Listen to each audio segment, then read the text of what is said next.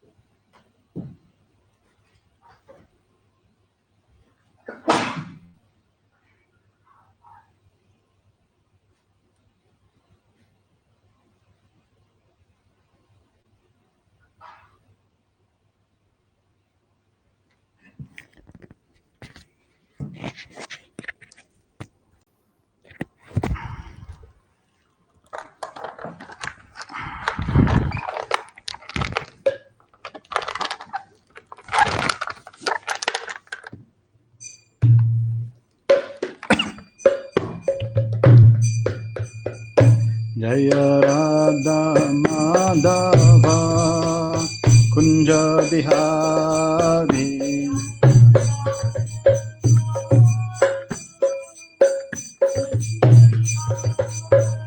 Jaya Radha Madhava Kunja Bihari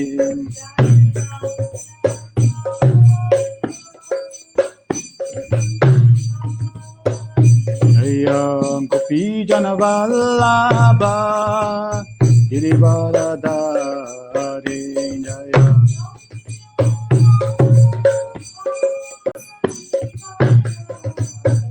Jaya Gopi Janavallabha Girivaradhari Jaya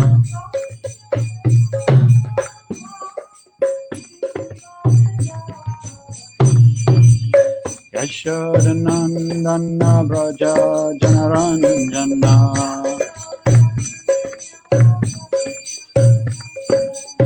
Yashodanandana Braja Janaranjana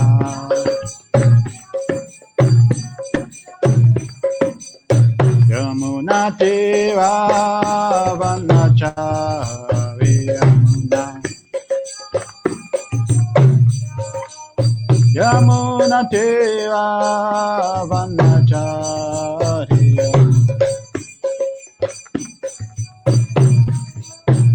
Jaya Radha Madhava Kunja Bihari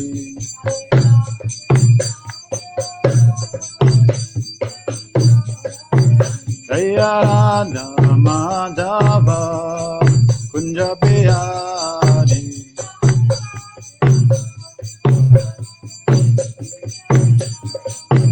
Jaya Gopi Janavallabha Girivaradhari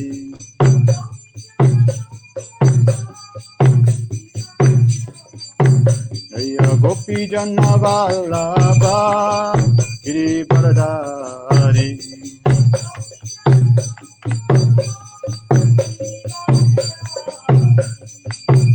Yashodanandana Braja Janaranjana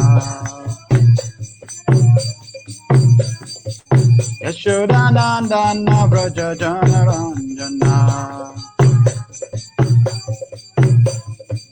Yamuna Deva Vanachari Yamuna Yamuna Deva Vanachari Jaya Radha Madhava Kunja Bihari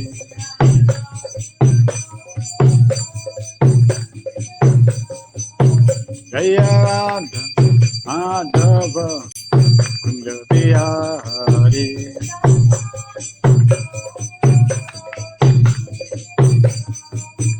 Hare Krishna Krishna Krishna Hare Hare Hare Rama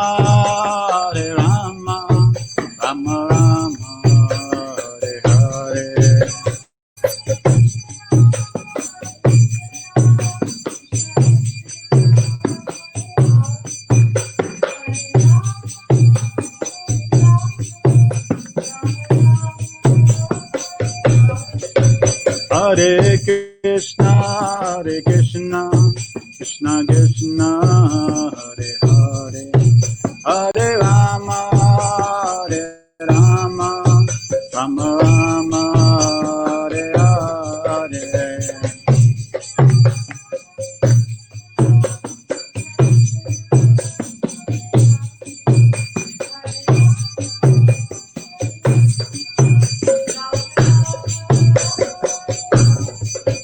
Hare Krishna, Hare Krishna, Krishna Krishna, Hare Hare, Hare Rama, Hare Rama, Rama Rama, Hare Hare.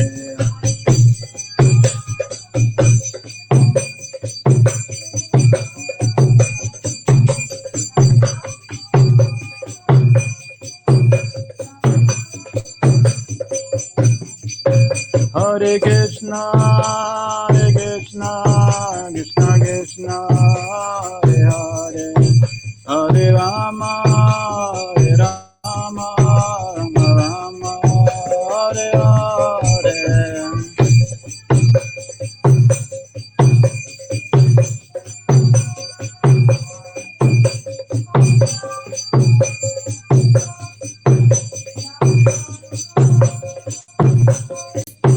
Hare Krishna, Hare Krishna, Krishna Krishna, Hare Hare, Hare Rama, Hare Rama, Rama Rama, Hare Hare.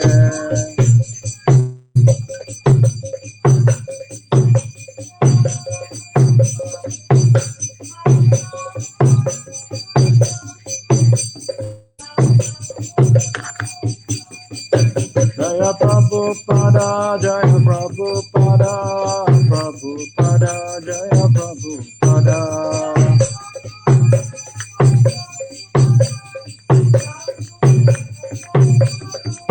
Jaya Jaya Prabhupada, Prabhupada, Prabhupada, Jaya Jaya Prabhupada.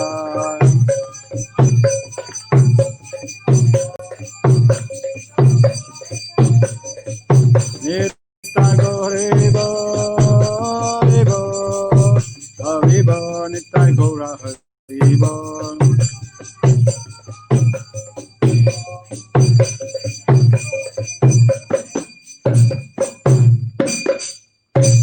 Yo, Mr. Bapram, Hum Savarivachakacharya, Stotra Sata, Shishindavanges, Obochan Bhakti Swami, Shila Prabhupada Ki Jai, Heskon Famachari Davange, Shila Prabhupada Ki Jai, Yo, Vishnu Bapram, Hum Savarivachakacharya, Stotra Sata, Shishindavanges, Shila Bhakti Swami, Shila Prabhupada Ki Jai, Ananda Gori Vaishnava Ki Jai, Namacha Shilaridas Thakur Ki Jai, Prem Se Kosha Krishna Chaitanya, Nityananda, Shri Advaita Gadadhar, Shri Gaura Bhakta Ki Jai. Shri Shri वाद कृष्ण गोपी श्याम खंड राधा कुंड गिरी गोवर्धन की जय, वृंदावन धाम की जय, नवदीप धाम की जय, मायापुर धाम की जय, गंगा माया की जय, यमुना माया की जय, भक्ति देवी की जय, तुलसी देवी की जय, नेक्टर डिवोशन की जय, सामवेद भक्तवन की जय, Nitai गोब्रह्म। All glories to the same of the devotees. All glories to the same of the devotees. All glories to the same of the devotees. All glories of the Shri Guru and Shri Guranga. All glories to the Prabhupada ki jai.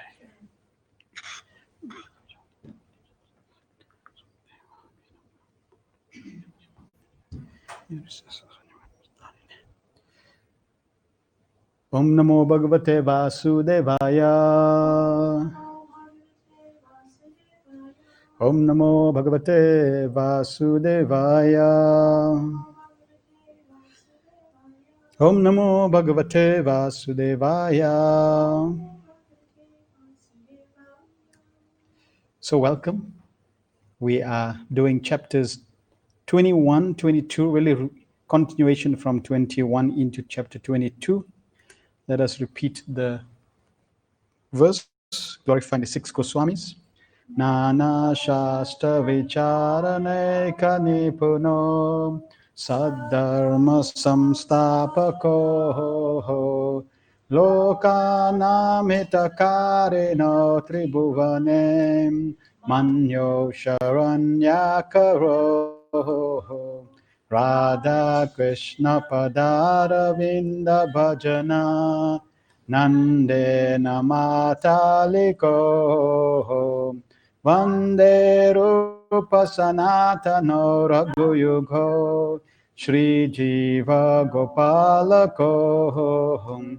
Offer my respectful obeisance on the six Goswamis, namely Shri Satan Goswami, Shri Rupa Goswami, Shri Raghunath Bhatt Goswami, Shri Raghunath Das Goswami, Shri Jiva Goswami, Shri Gopal Bhatt Goswami, who are very expert in scrutinizingly studying all the revealed scriptures with the aim of establishing eternal religious principles for the benefit of all human beings. Thus, they are honored all over the three worlds, and they are worth taking shelter because they absorb in the mood of the gopis and engage in the transcendental loving service of Radha and Krishna. Shri Sad Goswami Prabhu's Ki Jai. So in chapter 21, Srila Rupa Goswami covered 64 qualities of Lord Krishna, and we're going to go over these qualities with specific descriptions of each one. And in today's lesson, we'll cover the why that's important for us, and then we'll try to cover these 16 different qualities. And over the next few weeks, we'll cover the balance up to the 64th quality of Krishna. So in relation to Krishna's qualities are unlimited or all attractive, unlimited, and flexible. Now, if you consider in this material world, we all are attracted to individuals in this world due to a specific quality or trait or characteristic that they have. People fall in love with the other person because of some quality that attracts them. People are attracted to movie stars, to sport heroes, different people in this world. People are attracted to scientists, intellectual people, professors. They're attracted to these people because of some qualities that are there, and they're attracted by those qualities. Now, just consider Krishna. He's a person that has all attractive qualities. And if we begin to delve and contemplate on these qualities, naturally we will also begin to become attracted to Krishna. Prabhupada does not define Krishna as God, but he doesn't even define Krishna as Supreme God, but he defines Krishna as the Supreme Personality of Godhead, which means he's not, Prabhupada could have said Supreme Person of God, of Godhead, the Supreme Ultimate God. But no, Prabhupada says the Supreme Personality. That means Krishna's got a personality. Because Krishna he has a personality, means he has characteristics, he has traits. And those characteristics and traits are all attractive. So any quality that attracts us to people in this material world will exist in Krishna in its perfection, in its perfect form. Therefore, the more we begin to connect ourselves with Krishna, the more we begin to become attracted, and we get a glimpse of Krishna's all attractive qualities and beauty. One time they asked Srila Prabhupada, "Have you seen Krishna?" And Prabhupada said, "Yes." And they asked Prabhupada, "How does he look?" And Prabhupada said, just like I think acetylene torch, like these fire torches that you get. It's like blazing. So Prabhupada said like that, which means Krishna, he's brilliant, he's effulgent, he's all attractive. Now, Krishna's qualities are unlimited. So just try to perceive this person who we call Krishna.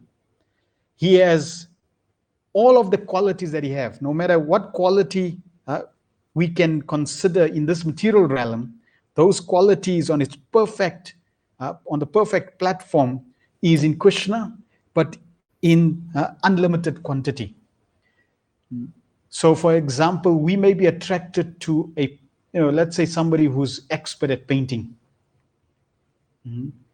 You'll see sometimes on YouTube, you get these videos of, people, they, drawing on the floor, and they draw a picture that's so realistic. So, if one is artistically inclined and somebody is a great artist, then naturally one becomes attracted to that person. Wow, he's so good, he's so brilliant. Consider that to the ultimate degree or the unlimited degree that exists in Krishna. So how much more attractive Krishna is in his personality and in his activities and characteristics or traits, skills, abilities that he has. So there's a beautiful pastime of Lord Ranganath, who's lying there in South India. And there was a devotee of Lord Ranganath, Parasar Bhatta. And Parasar Bhatta, he was taking darshan of the deity, and the deity asked him, can you please extol, can you please describe my glories, my qualities, my traits? And Parasar Bhatta, he said, my Lord, I can only glorify your qualities if you give me 1,000 mouths and the ability to recite eloquent poetry. So then the Lord said, okay, I give you that. So immediately Parasar Bhatta had 1,000 mouths with which he could recite eloquent poetry. And then he looked at the Lord from feet up to his face, and the Lord said, so now you can glorify my qualities. And Parasar Bhatta said, my Lord, your qualities are unlimited, and one cannot glorify those unlimited qualities. So then the Lord was thinking, and the Lord said, okay, so if you can't glorify my qualities, then why did you ask for 1,000 mouths? Is it because you knew that you can't glorify me, or you wanted 1,000 mouths to glorify me?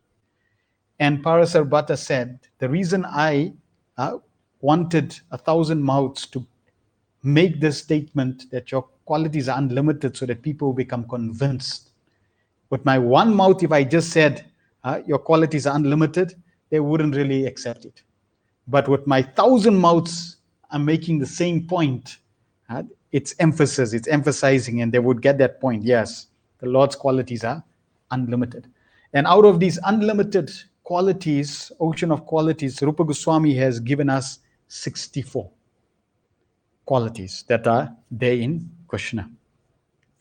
Then Krishna, he's a personality that has qualities, but Krishna can use those qualities whenever he wants, according to his desire, and he's very flexible in using those, exhibiting those qualities. In the material world, people have qualities as a goal, as an end, as an outcome. Just like someone may be, non-violent. That's a trait they have. They're non-violent. Now that's a quality that they exhibit, non-violence, and they live by that quality. But the problem in the material world is that every quality that people exist in the material, there's always a side effect. So if someone that has a quality of non-violence, what will happen to him? He'll get exploited by people who are violent. See? In the material world, someone may be determined. And let's say they live by that quality of determination.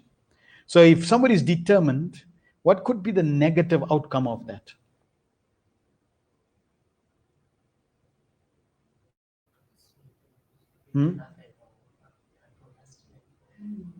So yeah, if they're determined, they could be determined of following the wrong trait, wrong quality. So an example would be, let's say they determined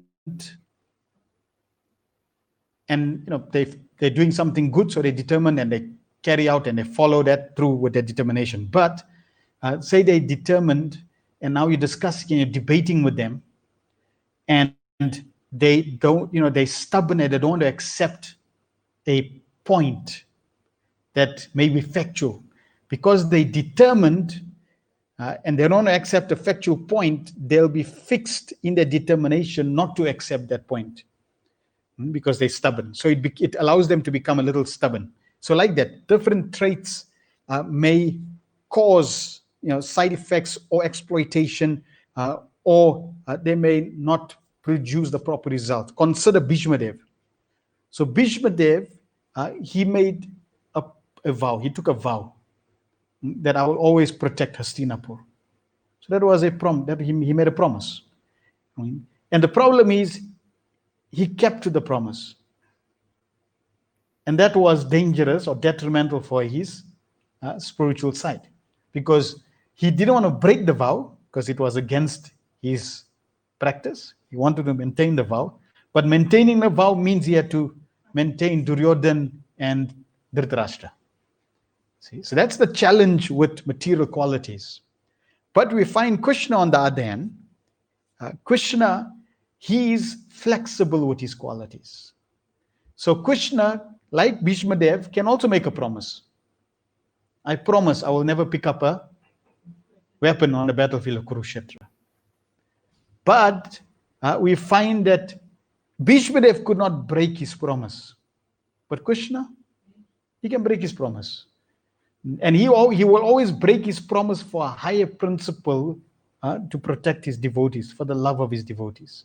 So we see Krishna can pick up a wheel and he can break his promise. And we glorify Krishna for that. If Bhishmadev had to do that, we may think, oh, he broke. I mean, he himself may not be happy with himself because he broke the promise. But Krishna is flexible. So like that, Krishna can exhibit qualities which are opposites, contradictory, flexible, and that's the beauty. That's why Krishna's personality is very attractive, because he will do the needful at the right time, at the right place, to enhance and strengthen the relationships with his devotees. So this is just an introduction of Krishna's qualities. And the more we hear the different qualities of Krishna, the more we will become attracted to this personality. And that's why one time when they asked Prabhupada, in fact, in Australia, there was a reporter. So the reporter asked Srila Prabhupada, so you're worshipping God, and your God, you're worshipping a blue God. So then Prabhupada, there was a picture of Krishna. So he said, yes, this is God, and he's blue, and we worship him. So then the reporter said, so why are you worshipping him? And Prabhupada said, well, if you can find a replacement, if you can find an alternative better than Krishna, then we'll worship that alternative. But you will not be able to find an alternative. Therefore, because you can't present a better alternative than this person, Krishna, you have to worship him until you find an alternative for us.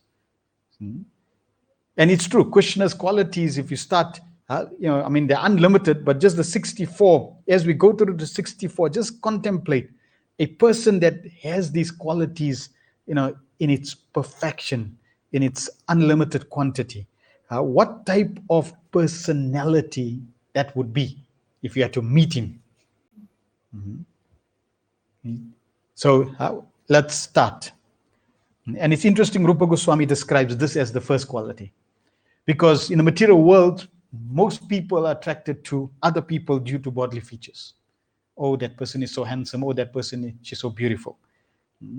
So Krishna's bodily features, any comparison of the different parts of the Lord's body to different material objects cannot factually be a complete comparison.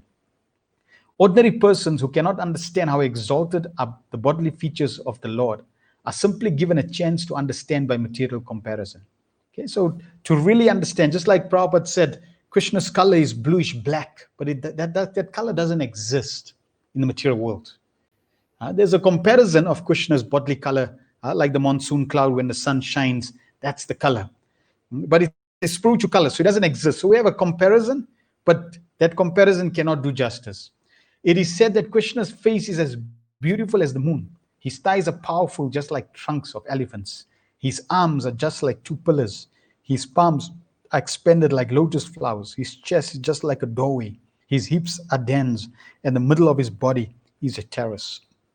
So Krishna's body displays the quintessence of design perfection, absolutely stunning beauty in every limb. So here's a person, the Supreme Personality. Every part of his body is designed to perfection. There's absolutely nothing wrong with his body. In fact, it's absolutely perfect. In the material world, you may get somebody who's attracted in a certain, in a certain aspect, and not so attractive in another aspect, or the body may change. Krishna's body does not change. Krishna's body, in fact, Krishna's bodily beauty increases at every moment. And Krishna is so attractive that even he becomes attracted by his own reflection. Sometimes Krishna looks like in this picture, he looks in his reflection and thinks, wow, who's this beautiful person? So just try to imagine how beautiful Krishna must be that even he becomes attracted by his own beauty. Now someone may raise a question, well, how come then I'm not attracted to Krishna? And that's because we are covered. We are covered by the anartas, the dust that covers the mind. And because of this dust covering, just like if you see a dusty mirror and if you see your reflection, you can't see. If that mirror has been dusty for years and years and years, you can't see yourself at all. But then slowly you start cleansing that mirror, you get some glimpse of your features and you cleanse it completely. Now you can see your reflection. So like that, by hearing about Krishna's qualities, by glorifying Krishna's qualities, by chanting his names, by engaging in devotional service, what really happens is our heart becomes cleansed so that one day there will be no dust between us and Krishna. And when that dust is no more there, then when we see Krishna, these descriptions will come to our consciousness and we will get full realization. When we see Krishna, we'll practically faint. It'll be overwhelmed. We'll be overwhelmed to see such a beautiful person. In fact, we would not want to take our eyes off Krishna's beauty. Consider this. Krishna is all beautiful. When he becomes a baby, he becomes even more beautiful. Because babies generally are more attractive than adults. Right? So just consider different times of Krishna's life. This quality of bodily beauty really stirs the hearts of the devotees. So yes, nobody can compare to Krishna's beauty. He is the most beautiful. Therefore, if there's only one reason to become attracted to Krishna, he's the most beautiful. Therefore, I like him. Therefore, I love him. Okay. Then, auspicious characteristics.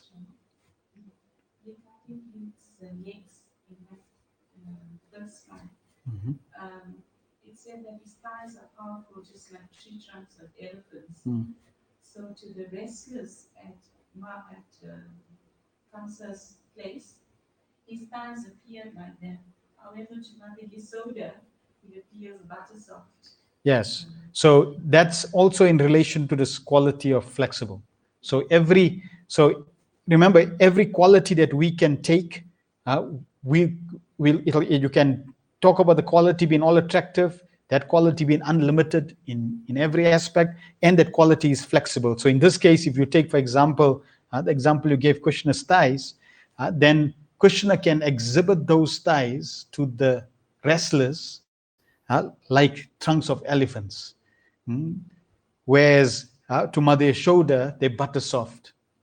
Okay, so for each devotee, Krishna can exhibit these qualities according to their staibhav, according to their relationship. Krishna can exhibit that to enhance the relationship. Yeah. So that's another beauty of Krishna's bodily features and qualities. You can ask. So the other question the converse we can ask. Okay, so you're attracted to people in this material world. Okay, just compare them. Find out if they're all attractive, if they can exhibit specific traits of their body and flexible, right? Naturally, they cannot compare to Krishna. Hence, all those people that claim to be God in the different organizations. Yes, they they disqualified anyone that claims to be God. Most people everyone is material world. They're already disqualified just from this trait. Then, auspicious characteristics. There are certain characteristics of different limbs which are considered to be very auspicious and are fully present in the body of the Lord. So not only is Krishna's body all attractive, but it is also all auspicious. That means all his different parts of his body, they all have auspicious traits and markings. In this connection, one friend of Nanda Maharaj, speaking about Lord Krishna's auspicious bodily symptoms, said, my dear king of the cowards, I can find 32 auspicious symptoms of the body of your son, on the body of your son. I'm wondering how this boy could have taken his birth in a family of coward men. Generally, when Lord Krishna appears, he does so in a family of Kshatriya kings, as did Lord Ramachandra, and sometimes in a family of Brahmanas. But Krishna accepted the role of a son to Maharaj Nanda, despite the fact that Nanda belonged to the Vaishya community. The business of a Vaishya community is trade, commerce, and the protection of cows. Therefore, his friend, who may have been born into a Brahmana family, expressed his wonder how such an exalted child could take birth in a family of Vaishyas. Anyway, he pointed out the auspicious signs on the body of Krishna to the boy's foster father. So Krishna's bodily features under his feet, under his palms, they're all different. Scripture describes just like the 32 symptoms of a Mahabhagat Purush, very exalted person. So all the traits, auspicious traits, are in Krishna. He continued, this boy, so here are some of the auspicious traits.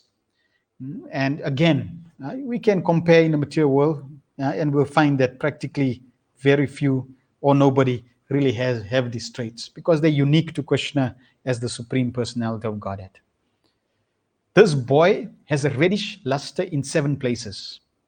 And you'll see generally when they paint, if you look at the lotus feet, you look at under his palms, those are generally the places where it's reddish. Krishna's got specific markings, they're reddish. So even Krishna's whole form, his color, it's really to enhance the love in his devotees and to attract the devotees. This boy has reddish luster in 7 places: his eyes, the palms of his hand, the sole of his feet, his palate, his lips, his tongue, and his nails. The reddish luster in these 7 places is considered to be auspicious. So if you look at your hands, some people they have the red blood, black, brown, but no auspiciousness compared to Krishna. We find some great exalted souls. Lord Chaitanya Mahaprabhu, he appeared, he had the same symptoms because he's the Supreme Personality of Godhead. Other great personalities have different markings on their hands. The reddish luster in these 7 places is considered to be auspicious. 3 parts of his body are very broad: his waist, his forehead, and chest. 3 parts of his body are short: his neck, thighs, and genitals. 3 parts of his body are very deep: his voice, intelligence, and navel. There is highness in 5 parts of his body: his nose, arms, ears, forehead, and thighs. In 5 parts of his body, there is fineness: his skin, the hair on his head, and the other parts of his body, his teeth, and his fingertips. The aggregate of all these bodily features is manifest only in the bodies of great personalities. 3. Krishna is pleasing. So when one sees Krishna, concerning the last slide, reddish luster on him. In the material world, you have to artificially paint your nails and your lips red to appear attractive. But Krishna is naturally attractive, so much so that his toe was so red that the hunter, he never saw it and he thought this was the inside of the deer's ear. And he shocked Krishna. When Krishna was performing his disappearance pastime. Yeah, so people in the material world, we have to artificially paint our hands and legs and lips. Krishna doesn't need to use artificial paint. His bodily features are naturally reddish and auspicious. So pleasing.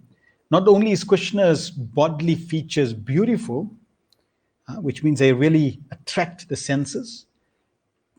And for example, another aspect which we also cover, Krishna's body is not only attractive to the eyes, they're also attractive to the nose. Krishna has a beautiful scent that emanates from his body. And Krishna's bodily features, personality is pleasing. So when one sees Krishna, not only are the eyes attracted, but the heart is also pleased. One feels great pleasure just by seeing Krishna. The beautiful bodily features which automatically attract the eyes are called ruchira, pleasing. Krishna possesses this attractive feature of ruchira in his personal features. In the 3rd canto, 2nd chapter, verse 13 of the Srimad Bhagavatam, there's a statement about this. Quote, the Supreme Personality of Godhead in his pleasing dress appears at the scene of the sacrificial arena when King Yudhishthir was performing the Rajasuya sacrifice. All the important personalities from different parts of the universe had been invited to the sacrificial arena, and all of them, upon beholding Krishna there, considered that the Creator had ended all of his craftsmanship in the creation of this particular body of Krishna. So similar to that point of the quintessence of creation. So Krishna was dressed so pleasingly. It's like, he's got fine taste, the taste of perfection, the ultimate taste. Everything he does is, to perfection. So naturally, when you see Krishna, it's pleasing, it's attractive, it's perfect, and the devotees themselves, here, everyone in the Rajasuya sacrifice, all they could think of was just see how attractive, how beautiful, how wonderful the Creator has created such a personality as Krishna. And naturally, Krishna himself is the ultimate creator. Then, effulgence. So the effulgence pervading the universe is considered to be the rays of the Supreme Personality of Godhead. Brahma Jyoti is coming out from Krishna. The supreme abode of Krishna is always throwing off the effulgence known as Brahma Jyoti, and that effulgence is emanating from his body. So Krishna's body is brilliant, it's effulgent.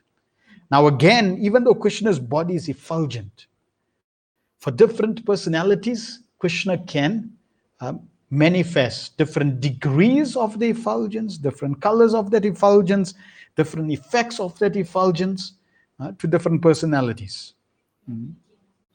Yeah, so when he came as Nrsingadev, he could emit blue, he could emit red, he could emit white, different levels of effulgence and types of effulgence. And different personalities would see that and react in different ways. So here, for example, is described the wrestlers in Kamsa's arena. The luster of the host of jewels fixed on the chest of the Lord can defeat even the luster of the sun.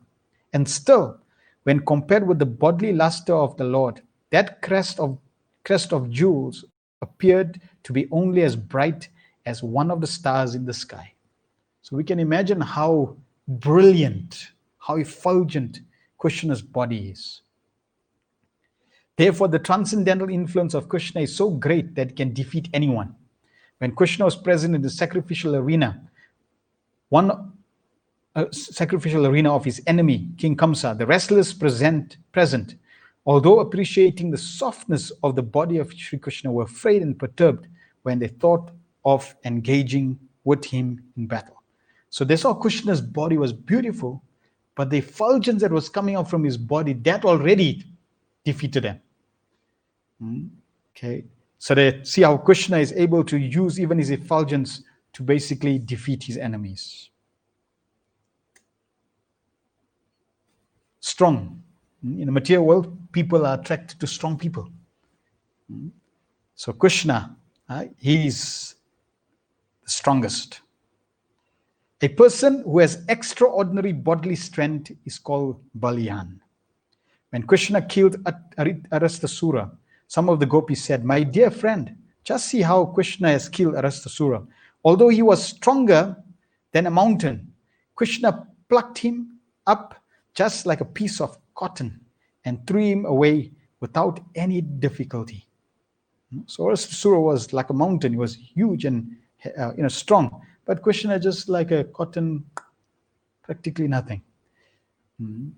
There is another passage where it is said, "Oh my dear devotees of Lord Krishna, may the left hand of Lord Krishna, which has lifted Govardhan Hill like a ball, save you from all dangers." Krishna picked up Govardhan Hill like a mushroom, like a ball, no effort. So can you imagine how strong Krishna is? Now, if you meet somebody in this world and you tell them, "Hey, you know what? I got a friend. He's the most beautiful.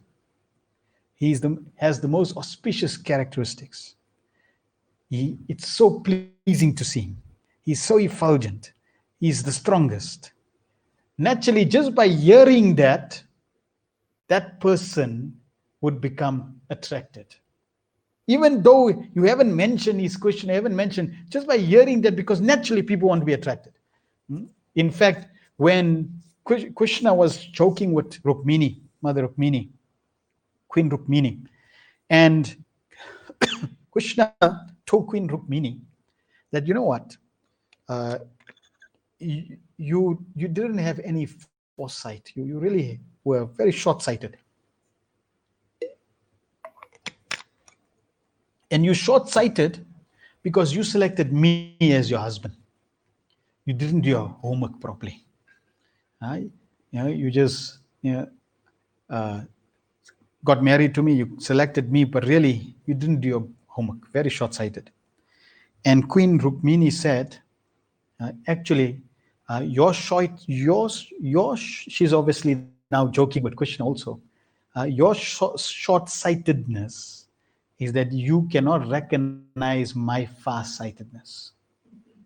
And then she told Krishna, says, "Before I selected you, I did a universal appraisal of every person in the universe, from Lord Brahma to Lord Shiva to all the demigods. I did a qualitative and quantitative analysis of all the characteristics and qualities every single person in this universe had. And no one could match up with your qualities. And that's why I got married to you." So we can see when we hear or when we understand who Krishna is as this amazing personality, having these traits, having these qualities, naturally when we chant his names or when when we're connecting with Krishna, it should give us that reassurance that even if Krishna is not God, okay, he's still an amazing personality. Ever youthful. Krishna is beautiful at his different ages, namely his childhood, his boyhood, and his youth. Out of these three, his youth is the reservoir of all pleasures and is the time when the highest varieties of devotional service are acceptable. At that age, Krishna is full with all transcendental qualities and is engaged in his transcendental pastimes. So when Krishna is, a young youth, when he's a youth, then that's when all the services are prominent. Therefore, all the transcendental qualities are prominent. Therefore, he's the most attractive. Therefore, devotees have accepted the beginning of his youth as the most attractive feature in ecstatic love. At this age, Krishna is described as follows: "The force of Krishna's youth was combined with his beautiful smile, which defeated even the beauty of the full moon. He was always nicely dressed, in beauty surpassing even Cupid, and he was always attracting the minds of the gopis, who were thereby always feeling pleasure. And we find, people in the material world, as they age also, then the beauty also changes. When people get old, wrinkled, then their beauty fades, right? So Krishna's beauty, it increases, and then it peaks at youth. Okay, then what happens? It doesn't decrease because he never gets old. So Krishna never gets old, and Gaura Govindra Charana Smarana Padati says, Krishna Kishore's eternal age is 15 years, 9 months, and 7.5 days. And Kishori Radha, Srimati Radhavani, forever remains 14 years, 2 months, and 15 days. At this age, Krishna is known as Rasaraj, and he shows his most attractive form and rich with an array of ecstatic rasas. In her eternal Kishori form, Srimati Radhavani is called Mahabhav Swarupini, because she satisfies Krishna's every desire for love. So Krishna, his age increases and his beauty increases, and then it comes to the age of 15 years, 9 months, 7.5 days, and it stays that age. Never decreases, and practically ever increases in youth or in beauty, but age, Krishna never ages. That's why even when Krishna is 125 years on the planet, he's still 15 years, 9 months, 7.5 days. So only Krishna can do that. So if you find an old god in the material world, you know something's wrong. Then Krishna, wonderful linguistic. We can ask another question. If you had to see a friend and tell a friend, would you like to meet someone that never ages? They come to 15 years, 9 months, 7.5 days old, and they never age. Wow, I like to meet somebody like that. In fact, I like to be like that. It's an attractive quality. In fact, Michael Jackson, he wanted to live to the age of 140 or 150, and he employed some doctors, right? To do plastic surgery. No, to tell him about it. If you sleep in a coffin with oxygen tanks and you monitor and stuff. To keep young. Yeah. And he died at what age?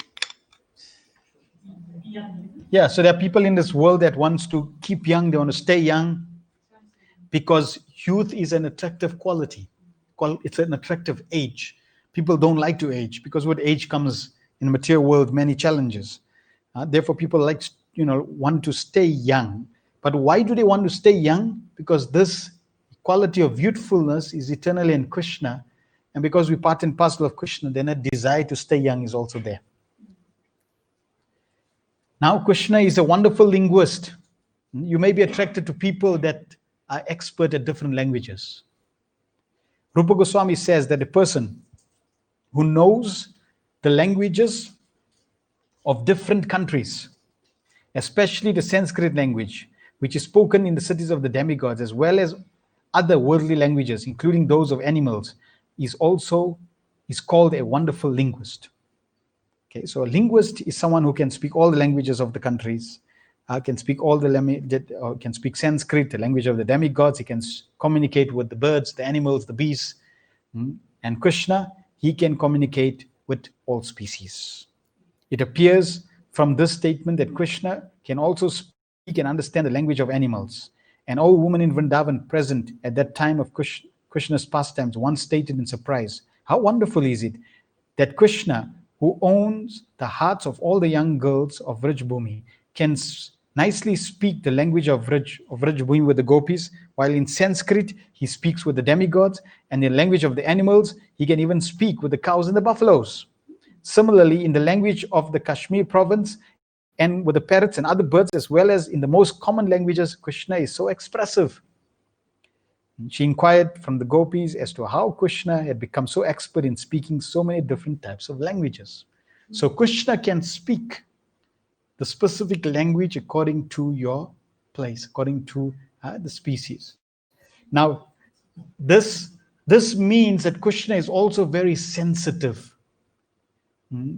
That he's God, and he could speak his language, and he doesn't say, "Oh, no, I'll speak my language. You must understand me." No, he's sensitive. Okay, you can only understand like your language. I'll speak in your language. He's very humble. He's coming to your level in sense that speaking your language so that he can communicate with you. So that's very sweet, very very wonderful of Krishna. He's not considering, oh yeah, the animals are low, how can I speak their language? No, he's very happy to communicate with the animals. We find there's a pastime of Prabhupada also speaking to the monkey in Vrindavan. The monkey would come regularly, and Prabhupada would, because the monkey was disturbing Prabhupada, then one day Prabhupada spoke to the monkey in monkey language. So it's explained even the devotees of the Lord can exhibit some of these traits and qualities. So Krishna, he's a wonderful linguist. Asked Prabhupada what he said to the monkey. Yeah. And then Prabhupada explained that he told the monkey, your last life you were a Goswami, but you couldn't control your senses. So that's why in this life you have to take birth as a monkey.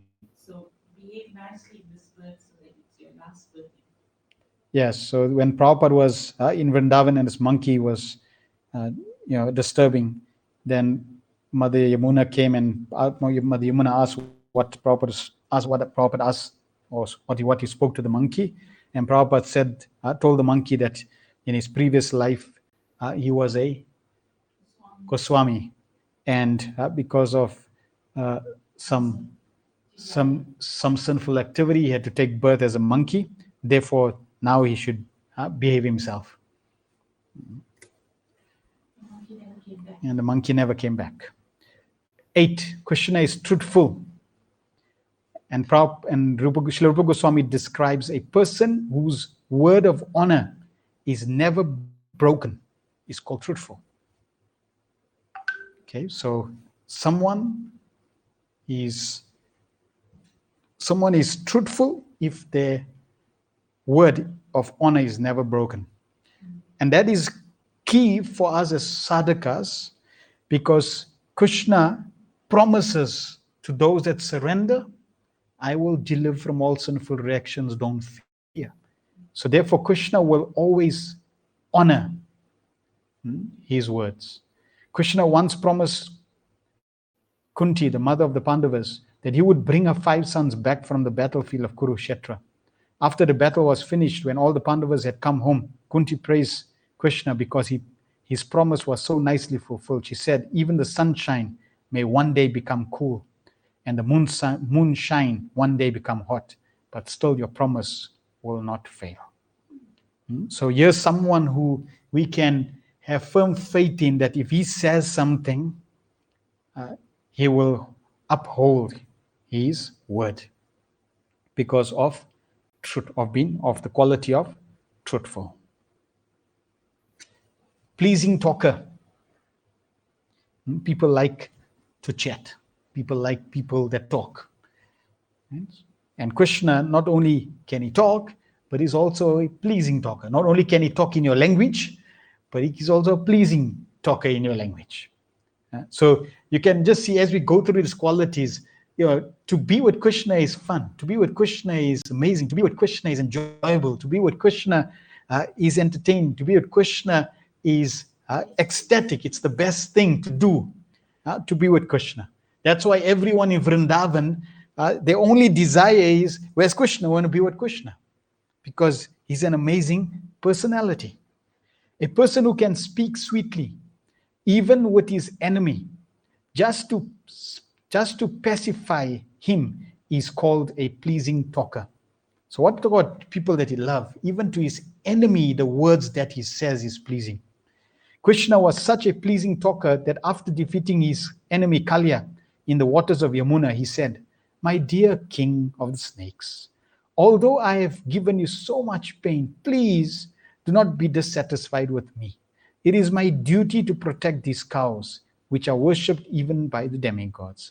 Only in order to save them from danger of your presence, I've been obliged to banish you from this place." Krishna is fluent, a person who can speak meaningful words and with all politeness and good qualities is called Vavaduka or fluent. Okay, so fluent doesn't just mean, you speak without breaking fluent. No, fluent really means you speak meaningful words, all politeness, and good qualities. There is a nice statement in Srimad Bhagavatam regarding Krishna speaking politely. When Krishna politely bade his father Nandamaj to stop the ritualistic offerings of sacrifice to the rain god Indra, a wife of one of the village cowherd men became captivated. She later does describe the speaking of Krishna to her friends. Quote, "Krishna was speaking to his father so politely and gently that it was as if he were pouring nectar into the ears of all present there. After hearing such sweet words from Krishna, who will not be attracted to him?" So just by Krishna speaking, it's so polite, it's so nectarian to the ears that you cannot but follow what Krishna is saying. Krishna's speech, which contains all good qualities in the universe, is described in the following statement by Uddhava. Quote, "The words of Krishna are so attractive that they can immediately change the heart of even his opponent. His words can immediately solve all the questions and problems of the world. Although he does not speak very long, each and every word from his mouth contains volumes of meanings. These speeches of Krishna are very pleasing to my heart." So, amazing personality. 11. Highly learned. Krishna receives education from Sandipani Muni is described by Sri Narad Muni as follows. So Narad Muni gives a beautiful analogy, example. In the beginning, Lord Brahma and others are like clouds of evaporated water from the great ocean of Krishna. So Krishna is compared to the ocean, and Brahma and the others are like clouds that evaporate the water. In other words, Brahma first received the Vedic education from Krishna. So Krishna is the ocean, he's the source of knowledge, and the clouds, they evaporate this knowledge from Krishna and they become clouds like Brahma. Then these clouds, they move. As clouds receive water from the ocean, that Vedic education or instruction, which was spoken by Brahma to the world, was then reposed upon the mountain of Sandipani Muni. So Sandipani Muni is compared to the mountain. Now these clouds that absorb the knowledge from Krishna, then they move to different parts of the universe, and they move to the mountain of Sandipani Muni, and then they pour these instructions on the mountain of Sandipani Muni, and the mountain Sandipani Muni takes the water, the knowledge, and then it then goes back into the ocean. So when Krishna is being educated by Sandipani Muni, really what's happening is Sandipani Muni is just delivering what he received from Brahma, who received it from Krishna, back to Krishna, cycling back. That Vedic education or instruction, which was spoken by Brahma to the world, was then reposed upon the mountain of Sandipani Muni. Sandipani Muni's instruction to Krishna are like a reservoir of water on the mountain, which flows as a river and goes again to mix with the source, the ocean of Krishna. To be more clear, the idea is that Krishna actually cannot be instructed by anyone. Just as the ocean does not receive water from any source but itself, it only appears that the rivers are pouring water into the ocean. So it is clear that Brahma received his education from Krishna and from Brahma via the disciplic succession, this Vedic instruction was distributed. Sandipani Muni is likened to the river which is flowing down again to that same original ocean of Krishna. So Krishna is highly learned. He knows all the 64 arts. He knows all the knowledge. He knows everything. He is highly learned. There is nothing that Krishna does not know.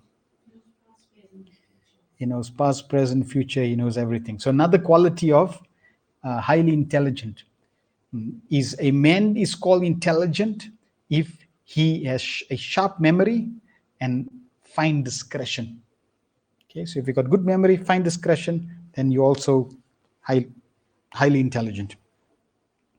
Krishna's fine discretion was exhibited when he was fighting with the untouchable king who attacked the city of Mathura. According to the Vedic rites, those who are untouchable are not to be touched by the Kshatriya kings, not even for killing. So Muchukunda, he was an untouchable king. Therefore, Krishna didn't want to kill him. He did not want to fight with him. Therefore, when the untouchable king seized the city of Mathura, Krishna did not think it wise to kill him directly with his own hands. Still, the king had to be killed, and therefore the king decided with fine discretion.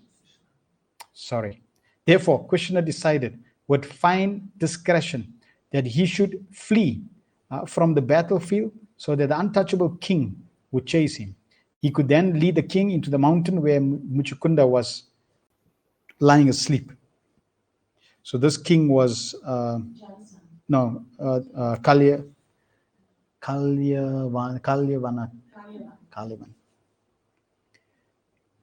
Muchukunda had received the benediction from Kartikeya to the effect that when he awoke from his sleep, whoever he might see would at once be burnt to ashes. Therefore, Krishna thought it wise to lead the untouchable king to that cave, so that the king's presence would awaken Muchukunda, and he would at once be burnt to ashes. Okay, so Muchukunda was the sage, and Kalyavana, the king, was untouchable, and Krishna used his discretion. Very intelligent, highly intelligent, knew exactly what to do. 13, Krishna is a genius. So if you know Krishna, you know a genius. And what it means, a person is called a genius when he can refute any kind of opposing element with newer and newer arguments. So you make an argument, a genius will defeat that argument, and he'll be able to defeat that same argument that he used to defeat the first argument, and then he can defeat the third argument, and in this way, this is a genius. Yeah. So this ability to establish a point, then defeat it, then re-establish it, then defeat it. Lord Chaitanya Mahaprabhu also did this. Genius. And Prabhupada. So in this connection, there is a statement in Padyavali which contains the following conversation between Krishna and Radha. One morning, when Krishna came to Radha, Radha asked him, "My dear Keshava, where is your vasa at present?" The Sanskrit word vasa has three meanings. One meaning is residence, one is fragrance, and the other meaning is dress. Actually, Radhavani inquired from Krishna, "Where is your dress?" But Krishna took the meaning as residence, and he replied to Radhavani, "My dear captivated one, at present moment my residence is in your beautiful eyes." To this Radhavani replied, "My dear cunning boy, I did not ask you about your residence, I inquired about your dress." Krishna then took the meaning of vasa as fragrance and said, "My dear fortunate one, I have just assumed this fragrance in order to be associated with your body." Srimati Radhavani again inquired from Krishna, "Where did you pass your night?" The exact Sanskrit word used in this connection was yamin ya mushita. Yamin ya means at night, and ushita means pass. Krishna, however, divided the word yamin ya mushita into two separate words, namely yamin ya and mushita. By dividing this word into two, it came out to mean that he was kidnapped by Yamini at night, All night. or night. Yamini or night. Krishna therefore replied to Radhavani, "My dear Radhavani, is it possible that night can kidnap me?" In this way, he was answering all of the questions of Radhavani so cunningly that he gladdened this dearest of the gopis. So and this, there's many conversations like this where Radhavani and Krishna have this dialogue, and Krishna will, not direct. He'll answer the question, but he'll answer a different meaning to the words that she's using, and in this way, and sometimes Radharani would also do the same thing, just as Krishna is, using different meanings to the words, Shrimati Radharani would also do that, and there's many beautiful dialogues like that. So this is genius. 14, artistic. Krishna can paint. He's an expert craftsman. One who can talk and dress himself very artistically is called Vidagdha. This exemplary characteristic was visible in the personality of Shri Krishna.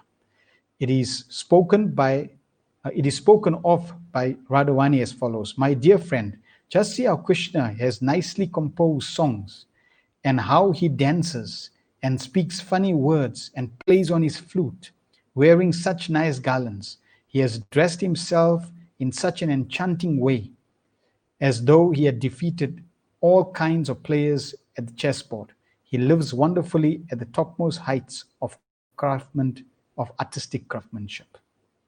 So Krishna is expert in many crafts abilities. Then Krishna is clever. A person who can perform various types of work at once is called clever. Okay, so a person who can perform various types of work at once is clever. And in fact, expert will be the next one.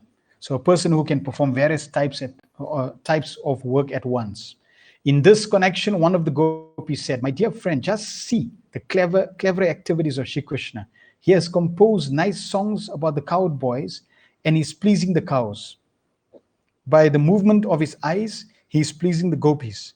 And at the same time, he is fighting the demon like Arastasura. In this way, he is sitting with different living entities in different ways and is thoroughly enjoying the situation." So Krishna can perform various types of work. He can perform various activities, just like even in Govardhan Leela. With one activity, Krishna is associating, communicating, sharing, interacting, reciprocating so cleverly with all the residents. So this is clever. Expert. Any person who can quickly execute a very difficult task is called expert. Daksha. Right? So that's the definition of expert. Any person who can quickly execute a very difficult task is called expert. So whenever there's a difficult task, Krishna can resolve that very quickly because he's expert. About the expertise of Krishna, there's a statement in the 10th canto, 59th chapter, verse 17 of Srimad Bhagavatam, wherein Sukadev Goswami tells Maharaj Parikshit, "O best of the Kurus, Sri Krishna, cut to pieces all the different weapons used by different fighters. Formerly the fighting was done by releasing different kinds of arrows. One party would release a certain arrow and the other party had to defeat it by counteracting it with another arrow. For example, one party might release an arrow that would cause water to pour from the sky, and to counteract this, the opposing party would have to release an arrow which could immediately turn the water into clouds.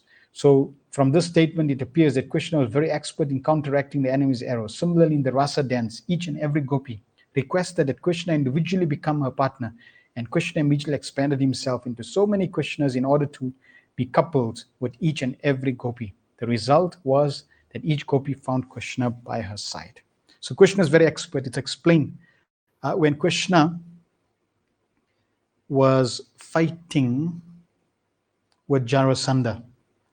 Jarasandha he came with a large army, and Krishna practically killed his whole large army very quickly with 3 arrows. Krishna shot 3 arrows to all the soldiers, and they were killed. Another time when Krishna was fighting Bhaumasura, it's described that Bhaumasura and his army attacked Krishna. The army shot arrows at Krishna, but Krishna was so expert, which means he quickly executes a very difficult task. So he was so expert that if somebody shoots an arrow, what would you do first? Right, you would either duck or counteract the arrow. Now, what Krishna did was, first he shot 3 arrows to each of the soldiers and killed them. Now, just consider that they shoot an arrow, or they shoot arrows at Krishna. So they shoot all their weapons at Krishna. Those weapons are released. Krishna was so expert, he was able to kill all the soldiers with 3 arrows each before all the arrows they shot him could reach him. And then he shot 3 arrows to each of the weapons that were coming towards him and destroyed all the weapons. So that's expert.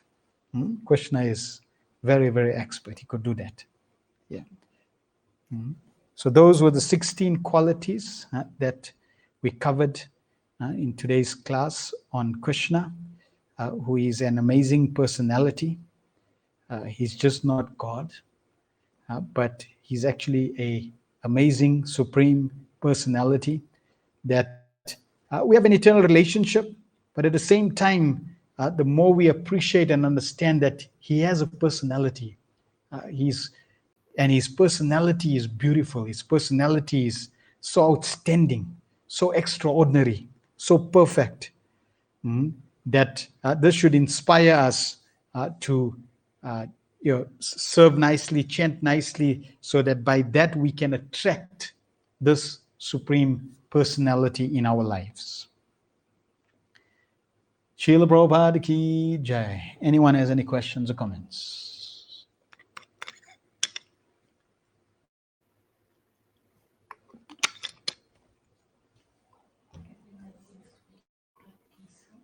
No questions? Okay. Thank you. Srila Prabhupada ki jai.